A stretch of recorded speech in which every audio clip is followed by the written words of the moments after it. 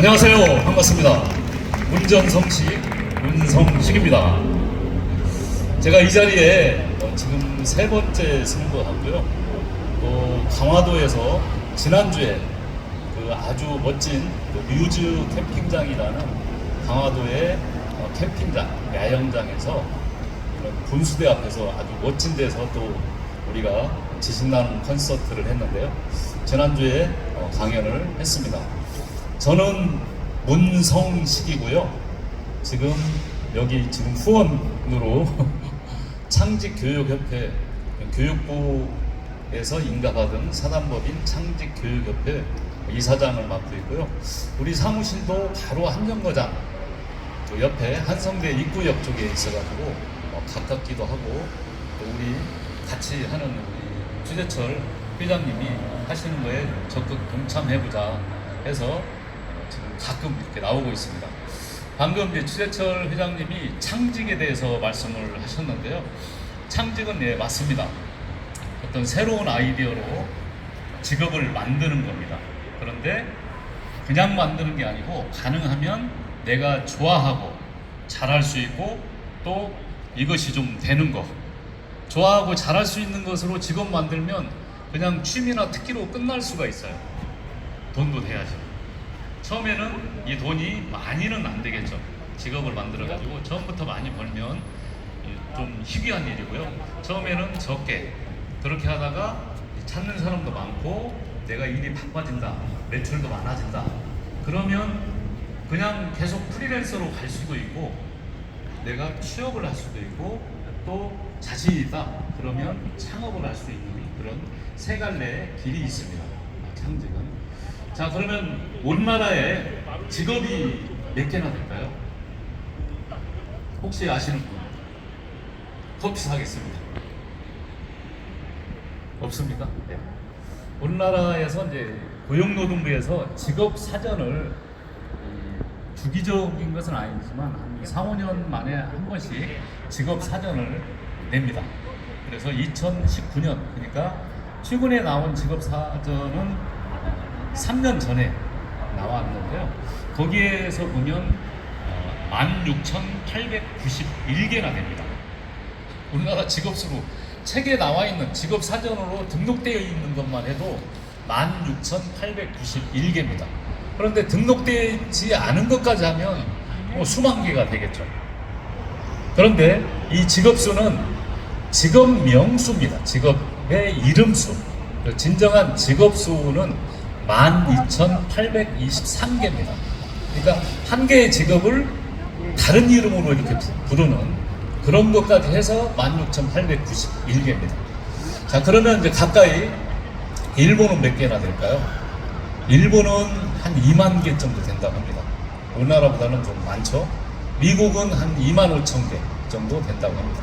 그러니까 좀 선진국일수록 직업이 좀 많은 거죠.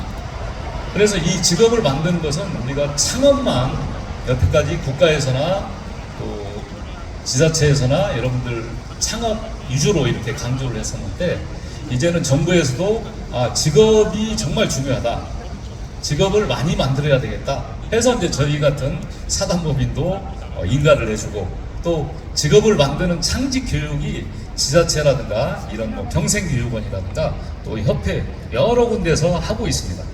근데 이 창직은 정말 저도 창업을 전공을 했다가 좀 뒤늦게 알았는데 언제 우리나라에 처음 대두가 됐을까요? 2009년도에 매경 이코노미에서 이 창직이라는 용어를 처음 썼습니다. 언론에서. 그러니까 한 13년 정도밖에 안 된 역사가 아주 짧은 거죠. 그런데 이게 의도적으로 직업을 창직하자 그런 것은 아니었겠지만 그동안의 오랜 세월을, 역사를 통해서 이런 직업이 만들어진 거죠. 과거에 지금 새롭게 계속 직업이 만들어지고 있어요. 4차 산업혁명, 또 비대면, 언택트 이런 관련해서 새로운 직업들이 계속 만들어지고 있죠. 이를테면 인공지능 전문가라든가 빅데이터 전문가라든가 이런 4차 산업혁명 기술이 없었던 때는 얘기가 안 나왔던 거죠. 저도 지금 코로나 때문에 비대면 교육 행사 전문가라는 직업을 만들었습니다. 물론 유사한 일을 하는 사람들이 많이 있겠죠. 그런데 제가 직업명을 먼저 써버리는 거죠. 직업명을 쓰면 이거 인허가 받아야 되는 거 아닌가? 창직의 조건이라는 게 있습니다. 조건은 일단은 새로워야 됩니다. 남이 하던 거, 또 남이 직업명을 이미 썼던 거, 이런 걸 내가 직업 만들었다 할 수는 없잖아요. 새로워야 된다. 그리고 두 번째는 경제적인 가치가 있어야 된다는 거죠. 직업을 만들면 일자리, 일거리를 만들어서 뭔가 경제적인 부를 축적을 해야 된다는 거죠. 그리고 세 번째는 실현 가능성이 있어야 되는 겁니다. 실현 가능성. 실현 가능성이라고 하는 것은 직업명만 만들어서 그냥 유야무야 돼버리면 안 된다는 거죠. 그리고 이게 만약에 직업명은 뭐 국가에 내가 직업을 만들었다고 해가지고 인허가를 받는 사항은 아닙니다. 그렇지만 직업명 중에서도 뭐 무슨 치료사, 이런 의학 관련한 이런 부분들은 이런 어떤 교육을 받아야 되고 자격증이 있어야 되고 인허가가 있어야 되죠. 그런 거 위에는 웬만한 직업들은 내가 만들어서 그냥 나 이 직업 만들어서 사용하고 있다, 이렇게 하면 됩니다. 제가 이제 창직교육협회에서도 우리 임원진들이 직업들을 만들어서 지금 활발하게 운영을 하고 있어요. 뭐 예를 들어서 이홍렬이라는 여기 경희대에서 스포츠 박사인데요. 그분이 국가대표 마라톤 선수였어요. 그때 당시에 오래 전에 국가대표 마라톤 선수하면서 신기록을 보유를 했어요. 그런데 이제 나이를 먹으면 마라톤을 못 하잖아요. 또 기록이 젊은 친구들한테 안 되잖아요. 그래서 많은 그런 훈련과 또 시합, 뭐 경기 이런 때의 어떤 노하우를 축적을 해가지고 지금은 운동 치료 전문가라는 직업을 만들어서 많은 곳에 강연을 다니고, 뭐 예를 들어서 디스크 환자라든가 그러면 병원 가면 수술을 해야죠, 이렇게 하는 경우가 많잖아요. 그러면 그분은 절대 웬만하면 수술을 하지 말라고 보내요. 운동 치료로 많은 사람을 치료를 해주는 사람이 있어요. 그런 분이 있고요. 그리고 이 비즈니스 성품 지도사라는 직업을 강성용 박사라는 분이 만들었는데, 기업에서는 이제 많은 리더십 교육이라든가 어떤 역량 교육, 직무 교육 이런 걸 하는데, 그분 같은 경우는 일단은 인성이 되어야 된다, 비즈니스 품성이 있어야 된다, 이런 걸 강조를 해가지고 기업들의 많은 교육을 하고 있는데, 그 교육하는 사람이 부족하기 때문에 그 교육 과정을 또 만들어서 하고 있어요. 그리고 이제 캘리그라피가 요즘 많이 유행이잖아요. 뭐 동사무소에 가서 뭐 해도 되고 이런 자리에서 캘리그라피를 써주는 사람들 많은데, 캘리그라피하고 이 테라피 치유하는 거잖아요. 그것을 융합시켜서 캘리 테라피스트라는 직업을 만든 반은현 작가님이라는 분이 계시고요. 그리고 이제 자기가 이제 그 가이드 역할을 세계 곳곳에 여러 곳에 다니면서 거기에서 축적되어 있는 그런 노하우를 가지고 세계 여행 스토리텔러라는 직업을 만든 김재열 씨라는 분이 계십니다. 그분 같은 경우는 요즘같이 코로나 시절에 해외여행을 못 가잖아요. 그래서 아예 이런 강연 또는 비대면 대면 강연을, 예를 들어서 프랑스 파리에 갔다 그러면 파리는 뭐가 있죠? 상징적으로 에펠탑이라는 게 있잖아요. 에펠탑에서 찍은 영화는 뭐고, 에펠탑은 언제 만들어졌고, 이게 처음엔 에펠탑이 그 파리에서 엄청난 반대에 부딪혔대요. 흉물스러운 철제가 올라가니까. 그런데 나중에 계속 올라가면서 정이 들어가지고 세계적인 명소가 돼가지고 에펠탑 보러 프랑스에 관광을 할 정도로.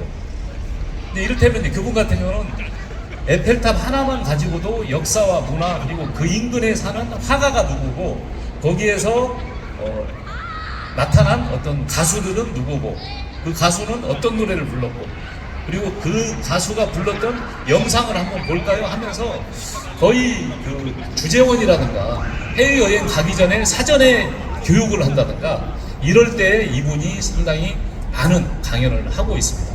기타 많은 곳에서 좀 하고 있는데요.